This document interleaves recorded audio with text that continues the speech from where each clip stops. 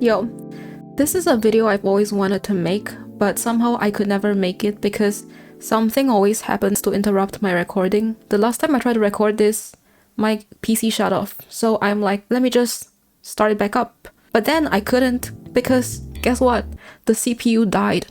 That was like a couple days ago, and I'm kind of annoyed because right now I have more pimples than I had a couple days ago, but I'm just gonna go through with it anyway because I have to make this video. Today, I want to talk about a movie I hate. And to understand why I hate this movie so much, you first have to understand my backstory. This was my second year in university, and I had no friends in my course. But to be fair, that's because I just go to class and then I go home, and most people here don't like to make friends in class. They like to make friends in like clubs or dorms, and not gonna lie, I'm kind of too lazy to do all that. So in my mind, I'm thinking, I don't see why I can't just make a friend in class. Surely it will not be that hard. School starts and I go to one of my classes, and in this class, there's an exchange student from the US. We were assigned to the same project and we got along pretty well. So one day I asked her, do you wanna maybe hang out outside of school? And then she's like, sure. So I'm like, yes. Cause to me, you're not really friends unless you hang out outside of school. If you just hang out in school, then you're not friends, you're just colleagues, and it's bye-bye next semester. So we go to the movies, and in my mind, I already knew what movie I wanted to watch, right? But I still pretended to be like, so what movie do you want to watch? And she's like, you can choose. So I'm like, yay, I know what I want to watch. Let's watch Smile, cause Smile just came out at the time. But then she says something absolutely heartbreaking. She said, I don't watch horror. I swear, every time I go to the movies and someone says that to me, my reaction is like, whoa, wow, what do you mean you don't watch horror? What else could we be watching then? I don't understand. I don't really understand the other ones. I'm scared. I'm kind of scared. I don't want to, I want to watch horror. Please just watch horror with me, please. But you know, I try to be casual about it. So I look at the other options and most of them look kind of uninteresting. But then I saw this movie. What the fuck was the movie title again? Wait, I need to search it up. Oh, Where the Crawdads Sing. And look at the poster. It looks kind of mysterious, right? So I went to look up the synopsis. Abandoned as a girl, Kaya raised herself in the dangerous marshlands of North Carolina. For years, rumors of the marsh girl haunted Buckley Cove, isolating the sharp and resilient Kaya from her community. Drawn to two young men from town, she opens herself to a new and startling world. However, when one of them is found dead, Kaya immediately becomes the main suspect. As the case unfolds, the verdict as to what happens becomes increasingly unclear, threatening to reveal many secrets. Tell me if I'm alone in this, but I genuinely thought the marsh girl was some supernatural creature or something. Like, it sounds like a vampire or like a bog creature or like a Loch Ness monster, right? I didn't realize at the time that Kaya and the marsh girl is the same person. By the way, I distinctly remember this movie was a PG-13 movie, or at least it was rated PG-13 at the time I searched it up. And this is important because there are a lot of scenes in this movie that I did not expect would be in a PG-13 movie. The main problem with this movie is that there were 1,000 sexual or romance scenes, which would have been okay in any other scenario. But I was watching it with a new friend, so it's really awkward. Like, what input am I supposed to commentate on those scenes? There's no points of discussion. Honestly, the sex scenes aren't the only bad thing about this movie. The plot is bad as well. Oh, but it's not boring, which is really good. It's not boring at all. It just has a way of pissing me off. And that's why I want to share with you guys, because what if it pisses you off too? The movie starts off with our protagonist Kaya getting arrested for being a suspect in the murder case of this guy called Chase Andrews, and while she's waiting for her trial in jail, a man walks in and tells her he's her defense lawyer. But Kaya doesn't want to talk to the lawyer at all until the lawyer gives up and is about to leave, and he brings out this book that he says he bought for her. People forget about the creatures who live in shells. I had a family once. So apparently she needs to relate to a shellfish in order to talk. Anyways, Kaya starts telling her backstory to her lawyer. Basically, when she was young, her entire family lived in the middle of the marsh. Her dad was physically abusive to her mom, so one day her mom just decides to leave the house and never come back. Then her siblings start leaving one by one until she's left alone with her dad. She tries going to school but gets made fun of because she's poor and because she lives in the marsh. Other people in town also generally just shun her or make fun of her, and they call her the marsh girl. So, the marsh girl gave up on going to school and just hung out with her dad instead. And you know, somehow they got along well. But one day her dad gets a letter from her mom which sets him off, and he just gets mad, and the next day he decides to leave the house as well. So basically her entire family just abandoned Kaya in their house, and Kaya would grow up by herself. And fast forward 10 years, by the way, Kaya has a hobby of collecting feathers, right? So she would like to pick up feathers and think of what animal it's from. So one day she starts finding feathers on a tree trunk, and the next day she finds the same thing. One day she sees not only a feather but also a letter. She doesn't question it but picks them up, and she leaves for like 1 second, and when she comes back, there's this random guy putting another feather on the trunk. So she's like, who are you, right? And the guy says, yo, don't be scared, my name is Tate, I'm from town. I just thought you liked feathers, so that's why I've been leaving them here. And you know, the movie didn't explain how he knew she likes feathers, but I'll just assume like he was observing her in the marsh or something, I don't know. Marsh girl takes out his letter and says, I don't know how to read your letter. Tate then tells her, well, I could teach you how to read, and of course Kaya accepts. So, they slowly hang out, get to know each other, fall in love, and I get to watch every second of their whole romance montage, which lasted about like maybe 1/4 of the whole movie. But trust me, when I was watching it, it felt like 2 hours. Eventually, like after 1 quadrillion years, they started a relationship. And they did a lot of kissing. And more kissing. And they also did some bird watching. And then they did more kissing. I think this scene was the peak of my discomfort, by the way. And from the start until this point, my friend has been kind of silent. So I glance at her just to see whether she's still alive. And she's kind of like locked into the screen. So I can't tell if she's into the romance or whether she's just dissociating. And during this scene, I was just praying like, please, I do not want to watch corn. Please, I do not want to watch corn. Please, I don't want to watch corn. Please, I do not want to watch corn. Please, I don't want to watch corn. Please, I don't want to watch corn. Please do not show me any corn, because I do not want to watch a corn. Fortunately, Tate answered my prayers because he managed to restrain himself because he wants to protect Kaya. Some time passed, and Kaya has become really fluent in reading and writing. Meanwhile, Tate now has to go to college, which is outside the island, and this makes Kaya extremely sad. But Tate promises her that he'll be back in 1 month. So 1 month later, Kaya is waiting on the beach. And guess what? Tate did not come back. And you have to bear in mind that Kaya has been abandoned 5 times before this. So her abandonment issues are like sky high, right? And the thing is, Tate knows this because Kaya has shown him like a Bible where there's her whole family's names on it. And she has read every single one of those names to Tate and then cried about them not being here afterwards. With all this knowledge, what does Tate do? He ghosts her essentially because he didn't even write anything to her. He just disappears. But you know, life goes on, and Kaya may be the marsh girl, but she's still a baddie in the marsh. So she catches the attention of another guy called Chase. Chase is kind of different from Tate though. Chase has rich parents and he's a little bit of a bad boy. So Chase approaches Kaya for a date, and Kaya agrees. On their first date, Chase takes Kaya onto a fire tower to show her a pretty view of the marsh. The fire tower is pretty poorly maintained, and there's an open grate on the floor that Chase has to kind of kick into place just to make sure that none of them accidentally falls through. And with her new rebound boyfriend, the heartbreak from Tate slowly fades away. I know people have disappointed you. I'm sorry for that. Getting left by your own family, I mean, God, my family's a pain in the ass, but I don't think I could take that. Now, Chase and Kaya both know that Chase's parents don't approve of this relationship, But Chase tells Kaya it doesn't really matter what other people think because he can do whatever he wants, and eventually he'll marry Kaya and start a family with her.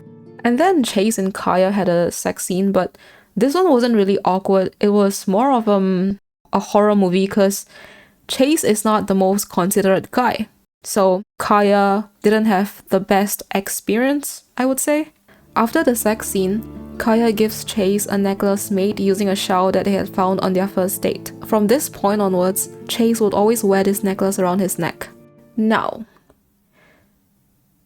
Tate comes back to the island after 5 years, and then he goes to visit Kaya in his boat. But then he sees Chase and Kaya frolicking together in the water. Tate is visibly upset, but what can he do? He can just go home and cry about it, I guess. Okay, Tate coming back to this island might be a big shock to you, but I need to talk about something else right now, so let's put this aside. I want to talk about Chase's special talent.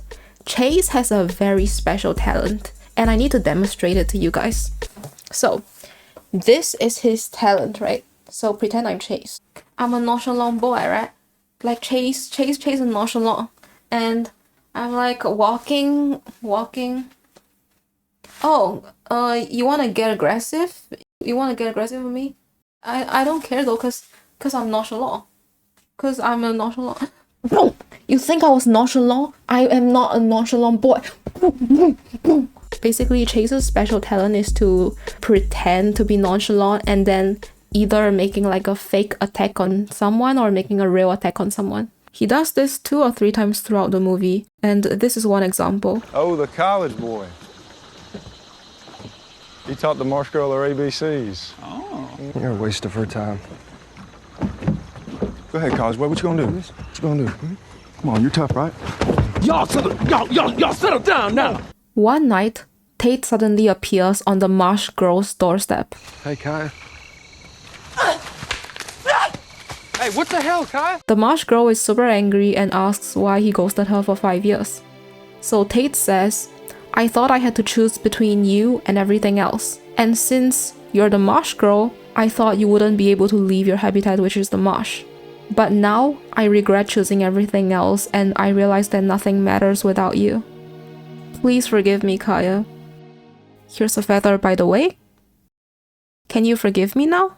But Kaya tells Tate that she can't forgive him and walks back into her house. I mean, pretty valid reaction. Couldn't he have just written her a letter and tell her he doesn't want to, continue the relationship? Literally, before they met, Tate wrote her a letter even though he could just walk up to her and talk to her. But now that they're doing long distance, where are the letters? There's no letters. Now, sometimes Kaya has to go downtown to get supplies. One day when she was shopping in town, she sees Chase and his group of friends. Like, they literally bump into each other. Chase introduces his friends to Kaya and then says to his friends, you know Kaya, right? And his friends are like, yeah, of course. How could we not know the infamous marsh creature, the marsh girl? You guys know Kaya? Sure, yeah, the Marsh girl. Pleased to meet you, Kaya. I'm Chase's fiance. All right, well, I'll see you around, Kaya. So of course, Kaya is really upset and she runs home to cry. I swear, all these guys date Kaya just to remind her how it feels like to get abandoned in case she forgot. After a while, Chase also comes to her house.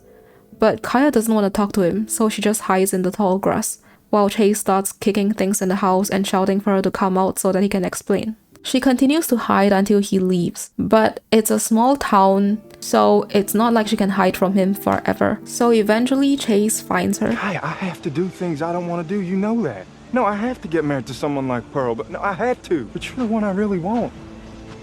Kaya tells him to go away, and Chase does the thing where he acts nonchalant, and bam! He punches her. And Kaya punches him back. Let's go, Kaya. It's not often we get a woman W in a period drama.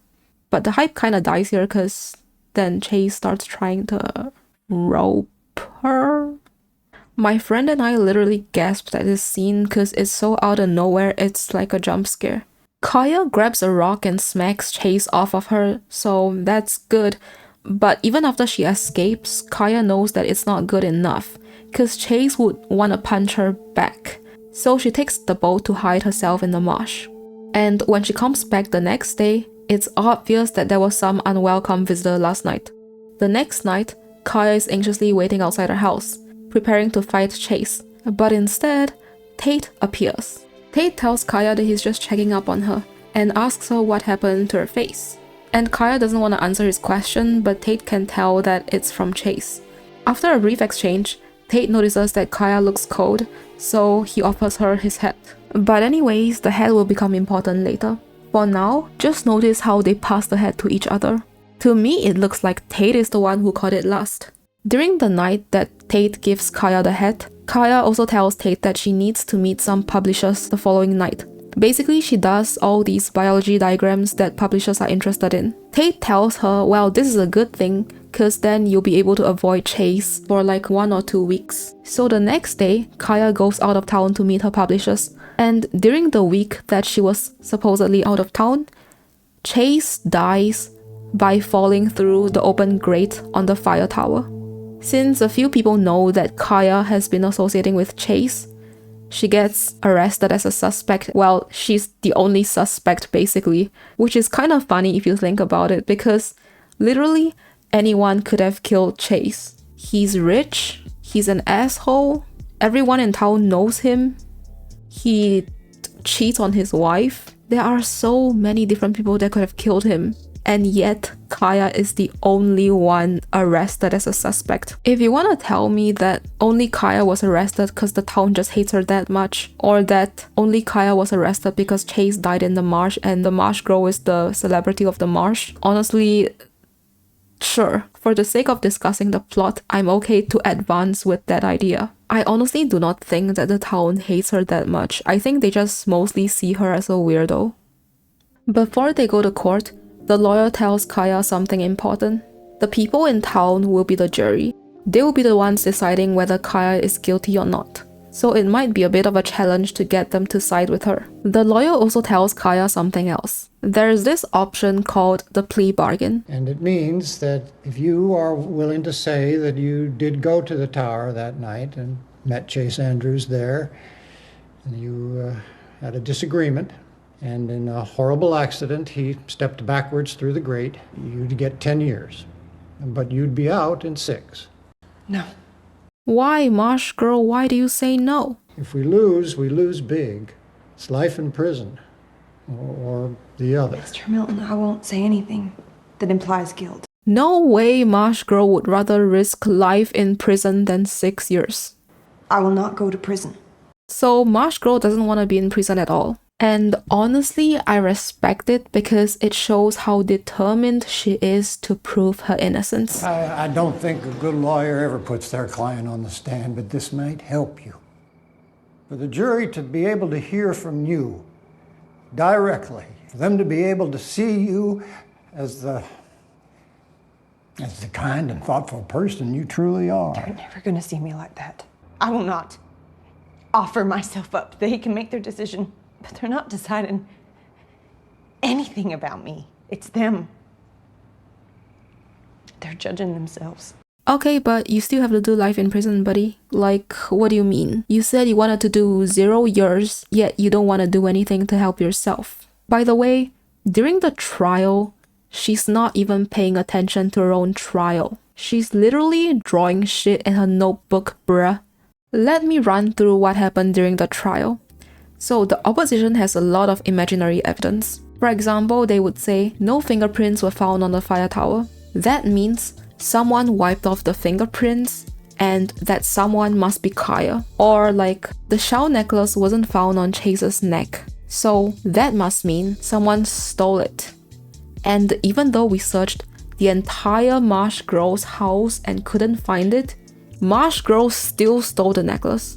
And that also means that Marsh girl killed him. But there is one solid piece of evidence. Some red wool fibers were found on Chase's jacket. These fibers are from the red hat that Tate previously gave or tried to give to Kaya. This hat was found in Kaya's apartment, which makes it very suspicious. But Kaya's lawyer says these fibers could have been transferred at any single interaction between whoever was wearing the hat and Chase. So even if it was Kaya wearing the hat, it could have been transferred from like their date 2 weeks ago. It doesn't have to be right before Chase's death. And how come Tate is not arrested as a suspect as well? Tate literally walks around everywhere in town wearing this fucking hat. He literally almost had a physical fight with Chase while he had his hat on. You are telling me no one remembers this? Like, hello? Are you guys blind?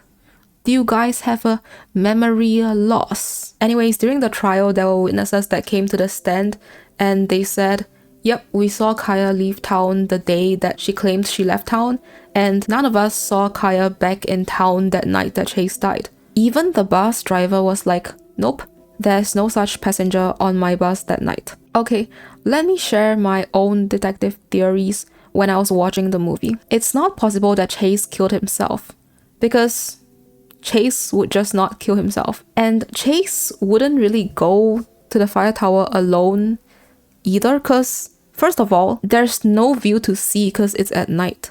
So it being an accident is not really believable either. It must mean that someone did kill him, right? I feel like they showed us the hat for a reason. I feel like the fibers were actually transferred during the night that Chase died. That's just how I feel, because it's the only piece of solid thing. Since they have established that Kaya was outside of town, then the only other person that would have worn the hat and went to meet Chase is Tate. But let's hold off this theory, because I want to talk about it later. To summarize this whole entire thing, it doesn't really matter who killed Chase because he's an asshole anyway. Well, I'm ashamed to say that we labeled her and rejected her because we thought she was different. The reality is that she was an abandoned child. Ms. Clark has a solid alibi. The state has not proven that this incident was indeed a murder. I believe you will come to a judgment based on the facts and not the gossip that you have heard for years. I mean, he's right. I don't really care what you think about the Marsh girl. She's still this innocent person that doesn't deserve to be involved in this mess. So, even if her lawyer carried her entire ass through this trial, she still deserves the win. And in the end, I guess good people always win. Not guilty. Because Kaya won her case. Kaya goes back home after the trial and finds her house spotless, with everything back to their normal position. And Tate did not forget to leave a note to inform her that he was the one who cleaned up the house. So of course she goes to find him, and the Marsh girl and Tate end up getting together again. They become the Marsh couple. They get married and they grow old together in the marsh.